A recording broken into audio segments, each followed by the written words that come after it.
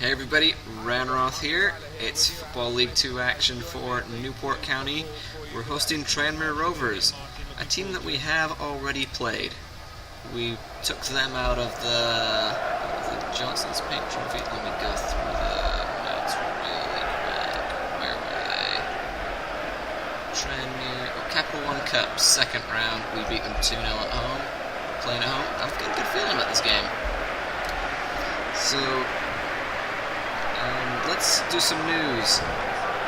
Andrew Hughes was injured in that last game. Turns out he had a sprained ankle. He's out for the next 3 weeks, so that's no good. We had I got an email about a few players who are going to be coming to the end of their contract. Andrew Hughes, Aaron O'Connor, Michael Flynn, and Robbie Wilmot. I've tried to lowball them all on just a little bit on all those contracts, just to see what's going down. So save us a little bit more money for the transfer window that's coming up pretty soon. A few more games and we'll be at January to start thinking about moving players around. So on that note, let's go through our lineup real quick. It's Silvera in goal, as usual. Across the defense, Samosa's on the right, Kamalo on the left, as you might expect. In the middle, it's Jugu, of course. He is far and away our best center back. We got Darren Jones with him, Yakubu getting a break. He hasn't been playing so well recently. Midfield, pretty standard, Bejarano on the right. Sandel on the left. Midfield, in the middle of Chapman and Klukowski. Bench, Pidgley, Struna, Wilmot, Byrne, Flynn, Fernandez, and Zabrowski. Oh, that's unfortunate. If Chapman could have got that ball, he would have been away. That's a good tackle, though. Not quite coming off for us. They're playing pretty heavy in the midfield. They've dropped a strike. Oh, that's a stupid foul. What's this referee playing at? So, anyways, this is going to be a video where we're actually going to talk about something different. I've been doing the research all week, and we're going to talk about Gamergate. What is this Gamergate thing? It's kind of a weird controversy. You're either neck deep in it or you've never heard of it. It's kind of weird like that. Oh dear. Or the worst free kick ever. So let's give some background on it. The initial inciting incident was when indie game developer Zoe Quinn, she went to release her game Depression Quest, which wasn't meant to be so much of a fun game. It was to raise awareness and give people an idea of what living with depression is like. I did play through it this week. It's a fairly short game. It's, well, I call it a game, but it's not really a game. Oh, how about that ball for Jolly? Just have to curl it. Saved.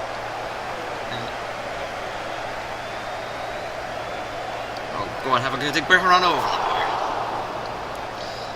So it's a fairly short game. It's kind of works like a computerized choose your own adventure book.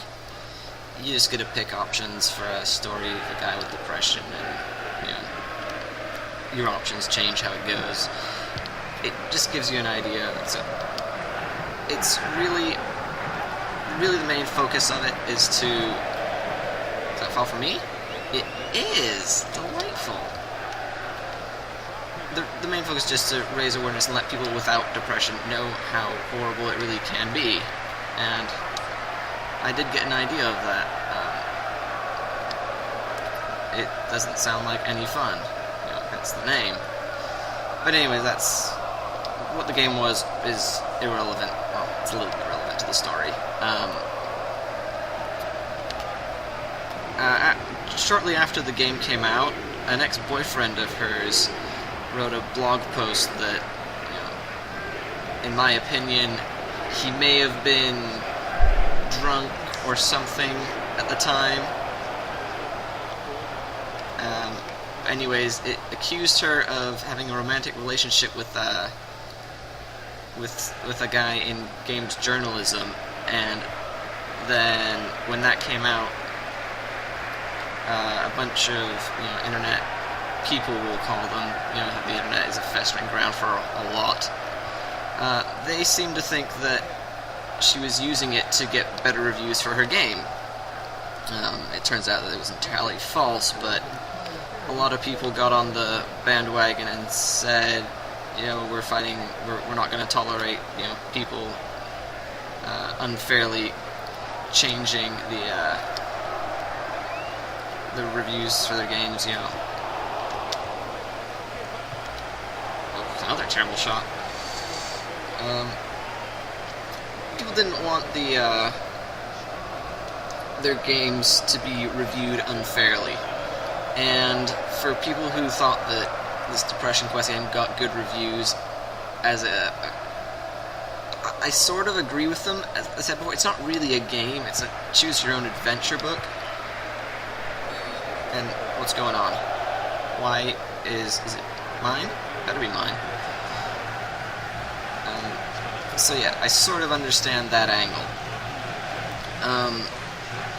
A few other prominent women in the gaming industry, if you'll call it that.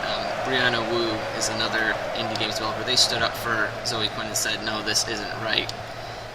And as well as Anita Sarkeesian, who is, she calls herself a pop culture critic. She focuses on sexism and gender discrimination in games, movies, and all that. We'll talk about her a little bit more later.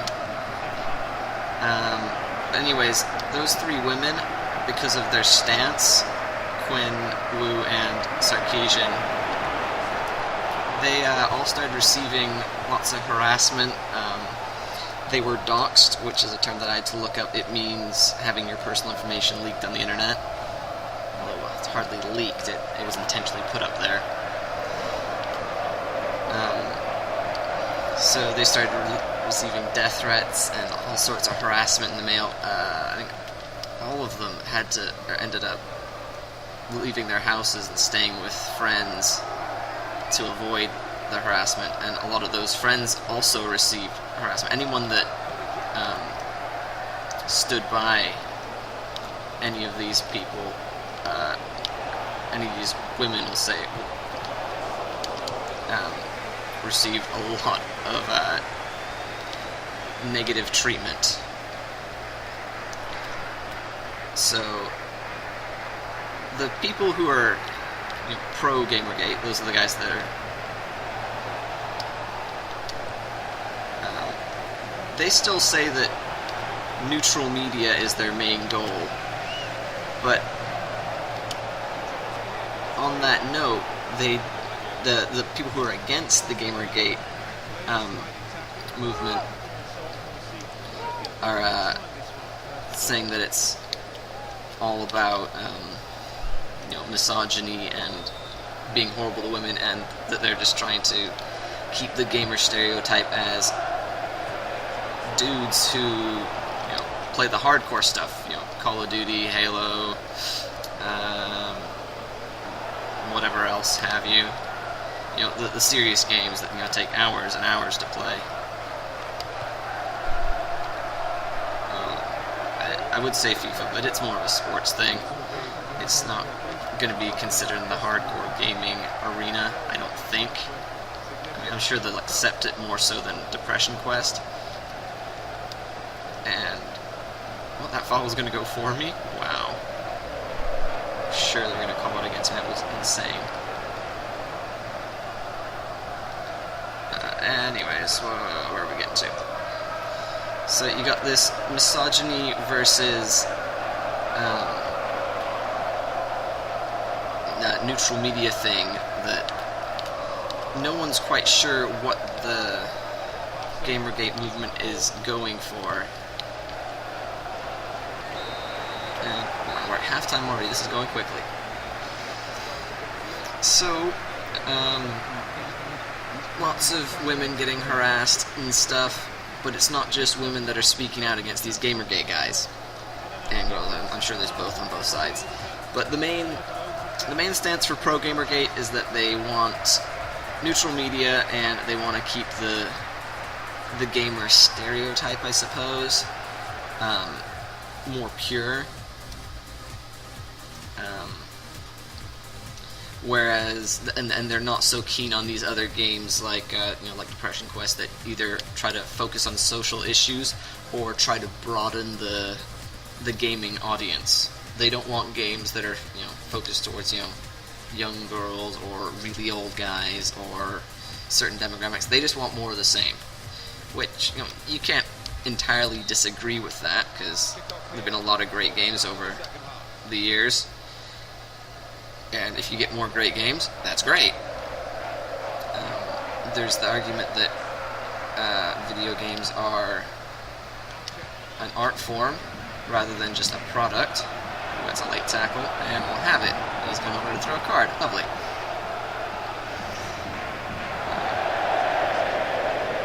But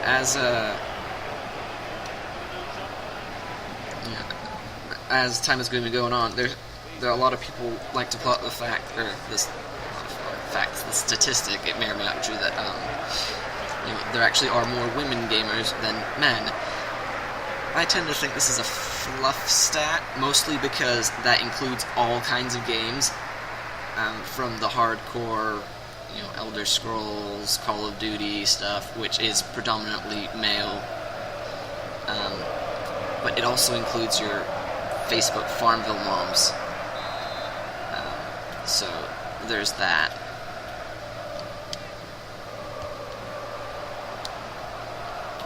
And I have not got free kicks figured out in this game yet.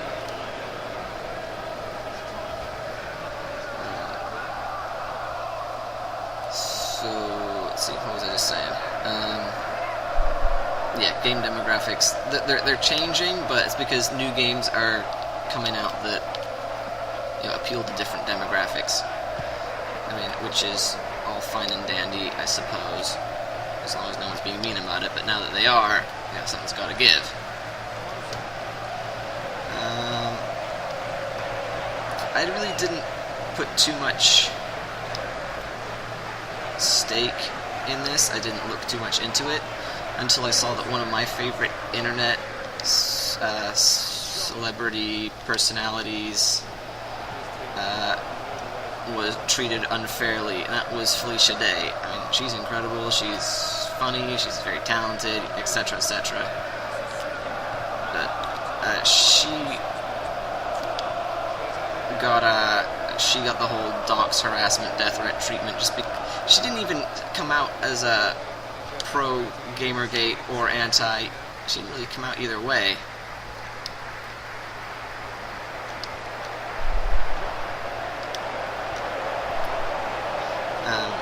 She just said that because of all the poor treatment towards women in the gaming industry, her example was that she was walking down the street, saw a couple of dudes who were wearing, I think it was Halo and Call of Duty t-shirts, and normally she would have walked up and said, "Hey, I love those games too," but she crossed the road and went on the, "Oh, is there really a guy called Max Power playing for them? I need to sign that guy." Max Power is just the coolest name. And a fun fact, it was also the name that Homer Simpson changed it.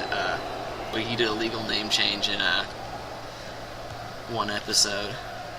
And one good quote from that, he says, "There are 3 ways to do things: the right way, the wrong way, and the Max Power way." And Bart says, "Oh, isn't that just the wrong way?" Anyways, aside over. So, as a favorite of mine, once Felicia Day got some hate for, I had to investigate. And her group, I know she does a lot of work with Will Wheaton. He also condemned the Gamergate movement, and lumped into that group was Chris Cluey, a former NFL player. And the sad thing about it is all three of those people had some pretty strong opinions against Gamergate, and it was only Felicia Day that got the harsh treatment. So that does not look good for the Gamergate movement, and whether they are or are not sexist or not. Oh, there's a lot of fouls going on in there. That better be for me, but it's not. Guy getting double teamed and sandwiched, and they still give them the foul. That's shenanigans. So that was the point where I investigated. I know that this is a pretty sore topic for a lot of people, and they're gonna hate me if I don't give my opinion. I don't really know either way. I suppose I said I'd talk about Anita Sarkeesian and where she comes into all this. I've looked at some of her material and some of the anti-Anita Sarkeesian material, and yeah, that's a nasty one. Which way is he going? Oh, those guys are going at it again. Go on, send him off. Send him off, ref. He is sending him off. It's his second yellow. Bye-bye, Comas. That might change the game. It's been a while since we've seen a red card, but it's the first time we've seen a second yellow. He's been feisty all game, hasn't he? Now, I don't see why that's a foul. He clearly got the ball first, unless it was for Sutton before the actual tackle there. So, Anita Sarkeesian, her main thing is finding sexism in just about everything. So, she has a series called Tropes versus Women about all these ways that objectified and abused women appear in games, and she shows lots of game footage about portraying the way that women are mistreated in games. The biggest argument against her videos in this is that she cherry picks all her evidence and ignores everything that goes against it, and there have been so many videos featuring so many different games and characters where there are very strong female characters in the game. It's pretty obvious that Anita Sarkeesian has never played a Final Fantasy game. There are so many good female characters in those games. In one of the... Go on, get in there. Yes! There we go! Bejarano to Howe. It's been a while coming, but we finally got our goal.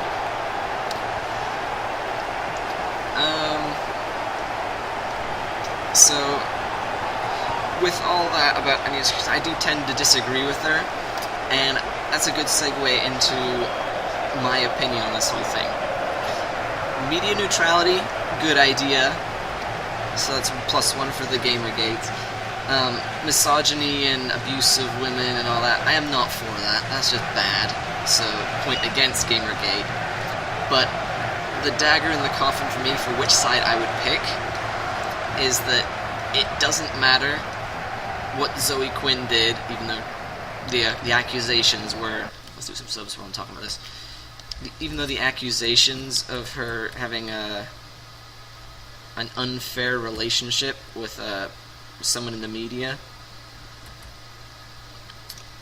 I don't care even if it was true, or Anita Sarkeesian, I don't care how wrong she is in her videos. Nobody deserves death threats and all that harassment that came along with it. Nobody deserves that. I mean, I'd be hard-pressed to agree with someone who said a mass murderer deserved that. I mean, you got the criminal justice system and all that, and the laws that take care of it. And you just gotta let them do their duty. Vigilante justice, especially from the internet, is kind of a scary thing. And so, while I do think that the initial Gamergate movement may have had some arguments, I the way they've gone about it is entirely wrong. And that's why I would pick that side. It's just deplorable, abhorrent. Some big words I'm not actually sure I think they fit. It's just a terrible way to treat another human being. Everyone has the right to voice their opinion. Anita Sarkeesian has the right to be as wrong as she could possibly be. I will defend her to the... well, maybe not to the death, that's just a silly thing to say. I would defend her right to say whatever she wants and have her opinion. But it doesn't matter how wrong she is.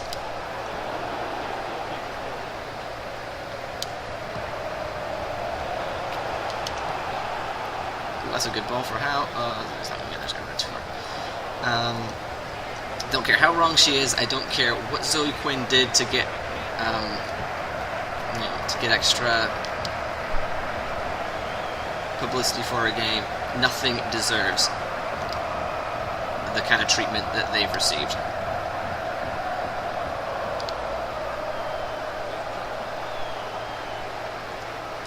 So that's where I stand on that.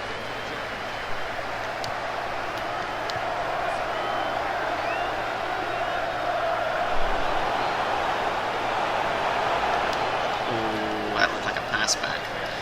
So I think that's where I'll stand on Gamergate. I'd love to see comments, but please keep it civil. If I hear anything that even remotely sounds like disrespect to anyone, I will not hesitate to start deleting comments, preventing people from leaving those comments. So thoughts, which do they have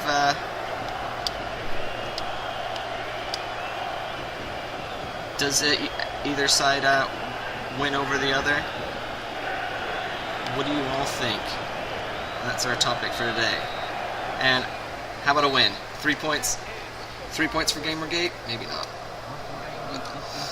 There's our thoughts. Add any other